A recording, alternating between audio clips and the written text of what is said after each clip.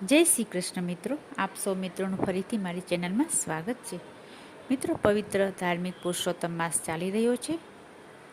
આજની વિડીયોમાં આપણે અધ્યાય 18નું મહાત્મ્ય સાંભળશું. અધ્યાય 17માં આપણે સાંભળ્યું કે સુદેવનો પુત્ર સુખદેવ મિત્રો સાથે રમતા રમતા એક વાવ પાસે પાણી પીવા જાય છે. વાવમાં પાણી પીવા જતાં તેનો પગ લપસ્યો અને તેનું પાણીમાં ડૂબી જવાથી મૃત્યુ થયું. હવે આગળની કથા આપણે સાંભળશું. અધ્યાય 18, તેનું નામ છે સુખદેવજીને જીવતદાન. પુત્ર શોકમાં સુદેવ અને તેની પત્ની ગૌતમી ખૂબ જ આઘાત પામે છે અને પુત્ર શોકમાં સુદેવ અને ગૌતમી સુમસામ ચૂપચાપ બેસી રહે છે તેના શબને ખોળામાં લઈને. ત્યારે ઓચિંતા વાદળા છવાયા અને ચારે કોર અંધકાર છવાઈ ગયો. વર્ષા ઋતુ ન હોવા છતાં વરસાદ ખૂબ તૂટી પડ્યો. આવા સમયમાં પણ પતિ પત્ની પાણી પીધા વિના પુત્ર કલ્પાંત કરતાં કરતાં બેસી રહ્યા. તેઓ બંને ખૂબ જ રડે છે પુત્ર વિયોગમાં. વહાલા પુત્ર, વહાલા સુખદેવ કહીને તેઓ આક્રંદ કરી મૂકીને ચારે બાજુનું વાતાવરણ ગંભીર બનાવી દીધું હતું. તેઓ બંને પોતાના પુત્રને યાદ કરીને રડતા હતા.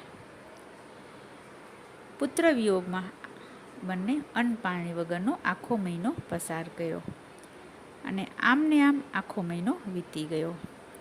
જોગાનો જોગ તે મહિનો પુરુષોત્તમ મહિનાનો માસ હતો.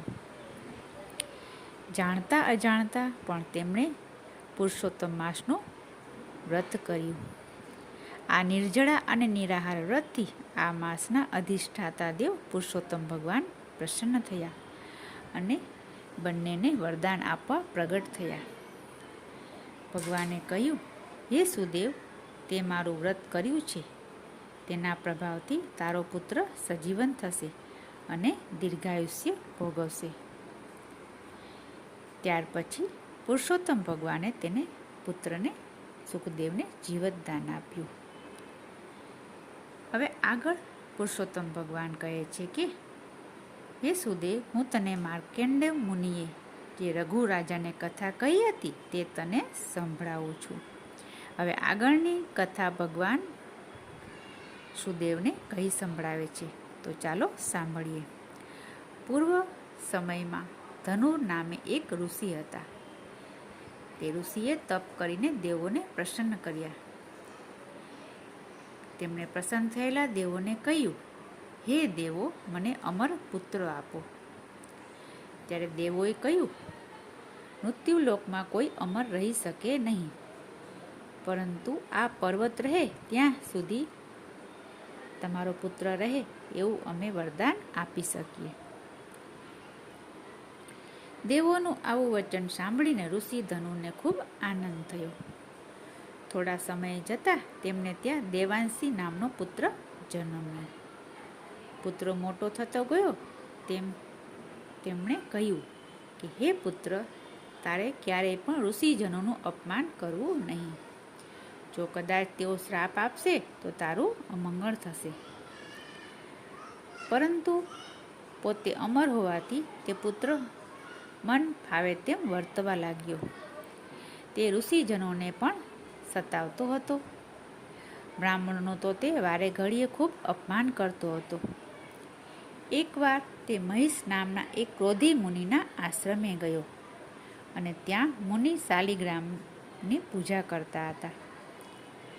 આ દેવાંશી નામના પુત્રએ તે શાલિગ્રામ ઉચકીને કૂવામાં નાખી દીધો. આના કારણે ઋષિ ખૂબ જ ક્રોધાયમાન થયા અને તેમણે તેને શ્રાપ આપ્યો કે આ જ સમયે તારું મૃત્યુ થઈ જાય. શ્રાપ આપવા છતાં તે પુત્ર જીવતો જ રહ્યો. તે જોઈને મુનિને તો ખૂબ નવાઈ લાગી. મુનિએ સમાધિમાં જઈને જોયું તો તેમને વરદાનનું રહસ્ય સમજાઈ ગયું. તેથી ઋષિએ લાંબો નિશ્વાસ નાખ્યો તેમના નિશ્વાસમાંથી હજારો પાડાઓ ઉત્પન્ન થયા અને તે પેલા પર્વત પાસે ગયા. આ મદોન્મત પાડાઓએ શિંગડા અને માથાના ઢીકો મારી મારી પર્વતના ચૂરે ચૂરા કરી નાખ્યા. જેવો પર્વતનો નાશ થયો એ સાથે જ આ ઋષિપુત્ર દેવાંશીનું મૃત્યુ થયું. હવે પુત્રના શોકમાં દુઃખી થયેલા ઋષિ ધનુરે અગ્નિ પ્રવેશ કરીને પ્રાણનો ત્યાગ કર્યો. ત્યાર પછી ભગવાન વિષ્ણુએ કહ્યું, હે સુદેવ, આ રીતે જે હઠાગ્રહથી પુત્રની પ્રાપ્તિ કરે છે તેને સુખ મળતું નથી. તારા પુત્રને મેં દીર્ઘાયુષ્ય આપ્યું છે. તું બીજા જન્મમાં ચક્રવર્તી રાજા દૃઢધનમાં થઈશ અને તારી પત્ની રાણી ગુણસુંદરી બનશે. તું સુખ સંપત્તિ ભોગવીશ અને સુખ વૈભવમાં જ્યારે તું ભગવાન વિષ્ણુને ભૂલી જઈશ ત્યારે તારો પોપટ રૂપે જન્મેલો પુત્ર સુખદેવ વારંવાર શ્લોક સંભળાવી તને જાગૃત કરશે અને એ શ્લોકનું રહસ્ય તને મહર્ષિ વાલ્મીકી સમજાવશે.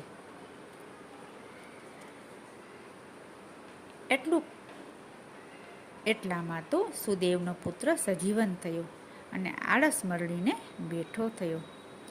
પુત્રને સજીવન થયેલો જોઈ સુદેવ અને ગૌતમી દોડીને પુત્રને ગળે લગાવ્યો. પતિ પત્નીના આનંદનો કોઈ પાર રહ્યો નહીં. દેવોએ આકાશમાંથી પુષ્પોની વર્ષા કરી. ત્યાર પછી સુદેવે બે હાથ જોડી ભગવાન વિષ્ણુને પૂછ્યું, હે પ્રભુ, આપના ના કહેવા છતાં હઠાગ્રહથી મેં પુત્ર પ્રાપ્તિ કરી.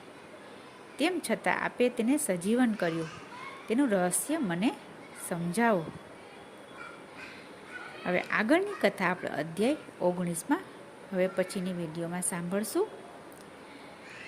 આપને જો વિડીયો સારી લાગી હોય તો લાઈક કરશો અને મિત્રો સગા સંબંધીઓમાં શેર કરશો. અને હા, ચેનલને સબસ્ક્રાઈબ કરવાનું ભૂલશો નહીં, જેથી આપને પુરુષોત્તમ મહિનામાં કથા વાર્તા મહાત્મ્ય સાંભળવા મળતા રહે. ફરી મળીશું બીજી વિડીયોમાં. ત્યાં સુધી જય શ્રી કૃષ્ણ, જય પુરુષોત્તમ ભગવાન.